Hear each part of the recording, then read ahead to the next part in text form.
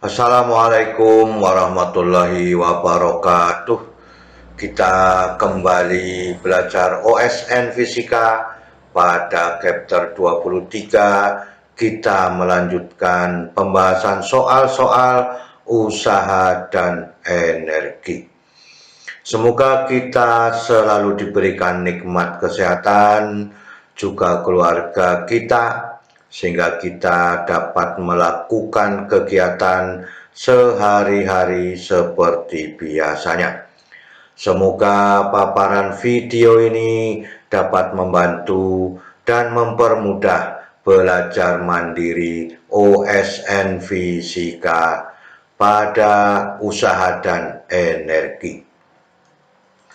Kita lihat pada soal yang pertama, batang ringan menghubungkan tiga benda titik masing-masing 2M, 3M, dan M seperti pada gambar ya. Batang poros pada salah satu ujungnya supaya batang dapat berayun dalam vertikal. Batang mula-mula diam pada posisi horizontal dan kemudian dilepaskan. Jarak antara masing-masing bola adalah B. Inilah B, ini juga B, ini juga B ya. Maka keseluruhannya dari poros sampai M adalah 3B jaraknya atau R-nya ya. Yang A, tentukan momen inersia total ketiga benda terhadap porosnya. Tentukan energi potensial total benda saat posisinya batang vertikal. Berayun berarti bisa mencapai vertikal. Yang C, tentukan kecepatan anguler batang ya saat posisinya vertikal. Berarti nanti di sini energi mekaniknya sama dengan 0 supaya kita bisa menentukan kecepatan sudut yang terjadi ya. Yang D, tentukan kecepatan linear pada benda M ya. Saat posisi batang adalah vertikal, berarti jaraknya di sini 3B ya. Jaraknya 3B terhadap porosnya dari M ya. Kita bahas bersama-sama. Nah, kita lihat M1 2M jarak X1B, kemudian M2 3M jarak X-nya 2B, kemudian pada M3 adalah M jaraknya adalah 3B ya. Maka yang ditanyakan adalah I totalnya berapa, energi potensial vertikalnya berapa, kemudian kecepatan sudut vertikalnya berapa, kemudian V vertikalnya berapa pada benda M ya. Kita bahas bersama-sama.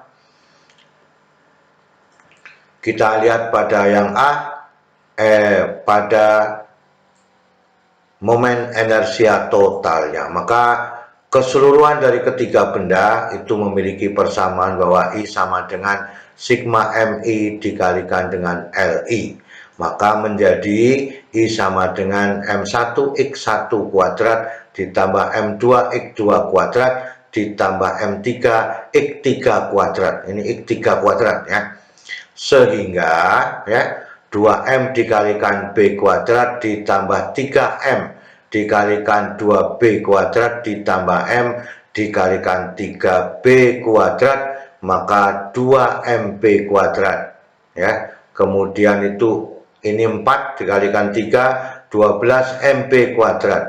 3 kuadrat 9, 9MB kuadrat. Maka total seluruhnya adalah 23 MB kuadrat. Ini adalah momen inersia totalnya ya. Kemudian yang B disuruh mencari energi potensial vertikalnya berapa. Acuannya pada poros ya, maka energi potensial poros sama dengan 0. Maka berjalan dari 2M, 3M sampai M, maka berjalan dari bertanda negatif pada waktu vertikal ya. Maka dengan demikian ya, EP vertikal sama dengan sigma EPI namanya ya. Sehingga EP vertikal sama dengan negatif EP1, negatif EP2, negatif EP3. Maka menjadi negatif M1 GX1 dikurangi M2 GX2 dikurangi M3 GX3. Maka dimasukkan nilainya masing-masing sehingga negatif 2MGB dikurangi 3MG2B dikurangi MG3B. Maka persoalannya menjadi dikalikan semuanya ya. Ini dikalikan masing-masing, negatif 2MGB dikurangi 6MGB dikurangi 3MGB. Maka seluruh energi potensialnya negatif 11 MGB. Ini adalah energi potensial yang dimiliki total pada sistemnya. Kita lanjutkan pada soal yang C. Jadi kecepatan sudut vertikalnya berapa? Kecepatan anguler pada saat posisinya vertikal apabila energi mekanik totalnya sama dengan 0, kan itu ya. Maka energi mekanik vertikal sama dengan energi potensial vertikal ditambah energi kinetik rotasi adalah sama dengan 0 ya. Ini sudah ada harganya negatif 11 ya, negatif 11 tadi ya. Maka energi potensial vertikal ditambah energi kinetik rotasinya sama dengan 0 ya. Ini sudah ada 23 MP kuadrat dengan energi potensial vertikalnya adalah negatif 11 MGB. Maka dimasukkan harganya ya, negatif 11 MGB ditambah setengah I omega kuadrat ya. Maka negatif 11 MGB ditambah setengah ini 23 MP kuadrat omega kuadrat sama dengan 0. Ini dipindah ke ruas kanan kemudian dibagi dengan M ya. Maka menjadi 23 ya B omega kuadrat ya. Ini dikalikan 2 menjadi 22G itu ya, menjadi 22G ya. Ini menjadi 22 ya G ya, B-nya kita ambil ya. Maka B dibagi B1 ini masih ada B, maka 23 B omega kuadrat sama dengan 22G sehingga omeganya sama dengan akar 22G dibagi 23B. Ini adalah pada kecepatan sudut yang diperbolehkan ya, berdasarkan bahwa energi mekanik vertikalnya sama dengan 0. Kemudian yang D, berapakah kecepatan linear vertikalnya pada M paling ujung yaitu M kecilnya ya, bahwa V sama dengan omega dikalikan dengan R. R yang dimiliki pada M kecil adalah 3B ya. Maka ya V sama dengan 3 omega B ya. Omeganya sudah ada, maka V sama dengan 3B dikalikan dengan akar 22G dibagi 23B.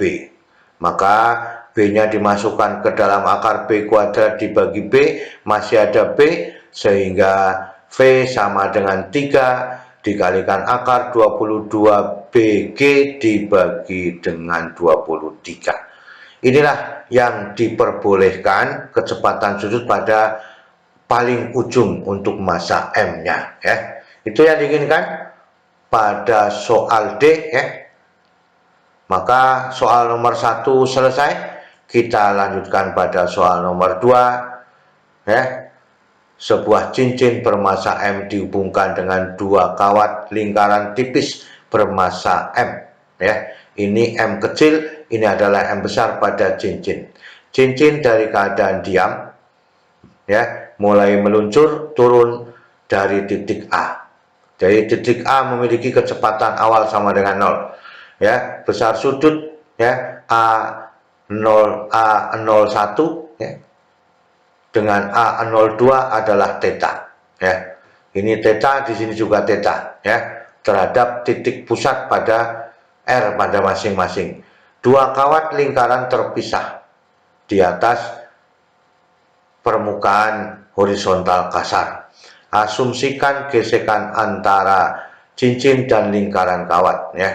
Tidak ada gesekan antara cincin dengan lingkaran kawat. Tentukan percepatan cincin saat mulai bergerak.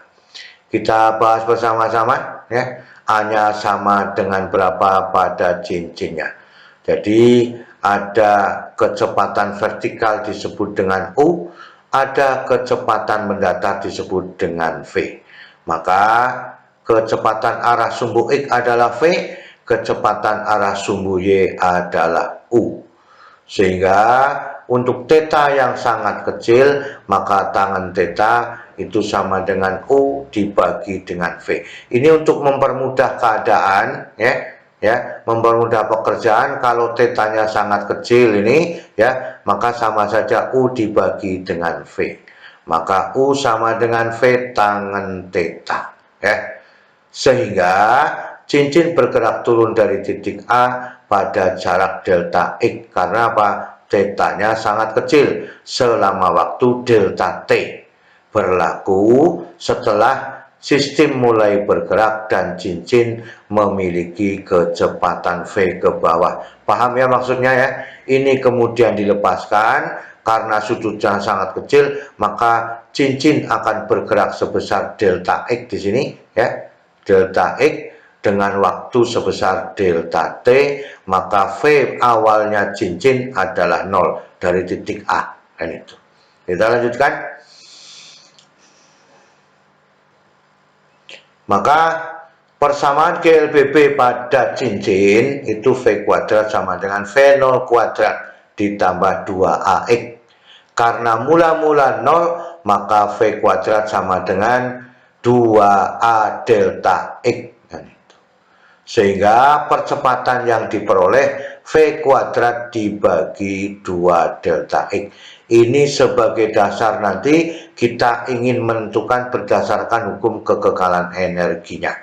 Energi potensial pada cincin ya, maka EP sama dengan MGH ya. Kemudian delta EP-nya ya, berdasarkan delta X-nya ini ya, maka H sama dengan delta X, maka negatif MG delta X. Ini adalah persamaan yang kedua. Kemudian energi kinetik pada cincin adalah delta EK sama dengan setengah MV kuadrat dikurangi setengah MV0 kuadrat. Ini mula-mulanya dia maka 0, sehingga ya, delta EK itu sama dengan setengah MV kuadrat. Itu persamaan 3. Maka dengan demikian energi mekanik pada cincinnya adalah ya, delta EK dikurangi dengan delta EP. Karena ini bertanda negatif ya, langsung dipasang bertanda negatifnya. Sehingga delta EM itu sama dengan setengah MV kuadrat dikurangi MG delta X. Ini adalah pada persamaan 4. Kemudian pada dua kawat melingkar ya, kecepatan dua kawat melingkar saat ini sama dengan U ya, tadi sudah ditemukan U sama dengan V tangen theta karena sudutnya sangat kecil, dengan faktornya adalah delta T ya, sangat kecil, maka sudut theta hampir tidak mengalami perubahan. Sehingga tangen theta sama dengan U dibagi dengan V, maka U sama dengan V tangen theta, maka massa dari ya, cincin itu ya, massa dari cincin itu sama dengan 2M ya. Maka dengan demikian energi kinetik pada dua kawat itu menjadi setengah MU kuadrat ditambah setengah MU kuadrat. Ada dua kawat melingkar, satu kawat melingkar itu setengah MU kuadrat, kalau dua maka ditambah setengah MU kuadrat. Sehingga energi kinetiknya menjadi MU kuadrat. Ini sudah ada menunggu, maka ya menjadi 2MU kuadrat, maka M kecil sama dengan 2M besar ya, maka menjadi 2mu kuadrat. U kuadrat sudah ada di sini, maka energi kinetiknya sama dengan 2m dikalikan V tangen theta kuadrat. Sehingga ya 2m V kuadrat tangen kuadrat theta ini sebagai persamaan 5 ya. Maka dengan demikian ini sudah diketemukan persamaan 4, persamaan 5 sudah diketemukan. Maka tinggal kita melanjutkan bahwa energi mekanik pada dua kawat melingkar menjadi energi mekanik ditambah dengan energi potensialnya pada EK-nya dengan EP sama dengan 0. Karena cincin pada lantai ya. Yang bergerak adalah pada dua kawat melingkar itu pada lantai dasar, cincinnya yang mengalami perubahan tingginya. Maka pada dua kawat melingkar delta EP-nya sama dengan 0, maka energi mekaniknya sama dengan energi kinetiknya, sehingga EK-nya sudah ada pada persamaan 5, sehingga delta energi mekaniknya 2mv kuadrat tangen kuadrat theta adalah persamaan 6 ya, untuk pada dua kawat melingkar. Energi mekanik pada cincin sebanding dengan energi pada dua kawat melingkar.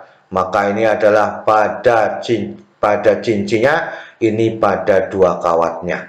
Sehingga setengah mv kuadrat dikurangi mg delta x sama dengan negatif ya. Negatif karena apa? Di bawah titik dari acuan nolnya, negatif 2mv kuadrat tangen kuadrat theta ya. Ini yang kita inginkan. Kemudian kita kalikan dengan 2 ya. Kita kalikan dengan 2, maka ini menjadi 2mgx ya. Ini menjadi 2mg delta x, ini menjadi 4mv kuadrat tangen kuadrat theta, dipindah ke ruas kiri menjadi positif, maka ya m kecil v kuadrat ditambah 4m v kuadrat tangen kuadrat theta sama dengan 2mg delta x. Ini v kuadratnya ada yang sama, maka diringkas persamaannya menjadi v kuadrat dikalikan m ditambah 4m tangen kuadrat theta sama dengan 2mg delta x. Maka ya A-nya sudah ada tadi, v kuadrat dibagi 2 delta x. Ini sudah ada 2 delta x, di sini ada v kuadrat. Maka kita ambil sesuai dengan persamaan 1, sehingga v kuadrat dibagi 2 delta x itu sama dengan mg dibagi m kecil g dibagi m ditambah 4m tangen kuadrat theta, sehingga A-nya sama dengan m kecil g dibagi 4 dibagi m kecil ditambah 4m tangen kuadrat theta. Jadi percepatan yang diperbolehkan adalah m kecil g dibagi m kecil ditambah 4m tangen kuadrat theta. Inilah yang kita inginkan. Pada soal nomor 2, percepatan yang diperbolehkan itu berdasarkan percepatan sama dengan v kuadrat dibagi 2 delta x. Kemudian seluruh prosesnya bahwa energi mekanik pada cincin sama dengan energi mekanik pada dua kawat melingkarnya. Sehingga inilah yang kita inginkan pada soal nomor 2 ya, yang diperbolehkan percepatan bahwa A sama dengan m kecil g dibagi m kecil ditambah 4m tangen kuadrat theta. Inilah keseluruhan pada pertemuan kali ini ya. Semoga kita bisa memahami dan mudah menyelesaikan persoalan-persoalan pada usaha dan energi. Selalu semangat belajar. Terima kasih. Wassalamualaikum warahmatullahi wabarakatuh.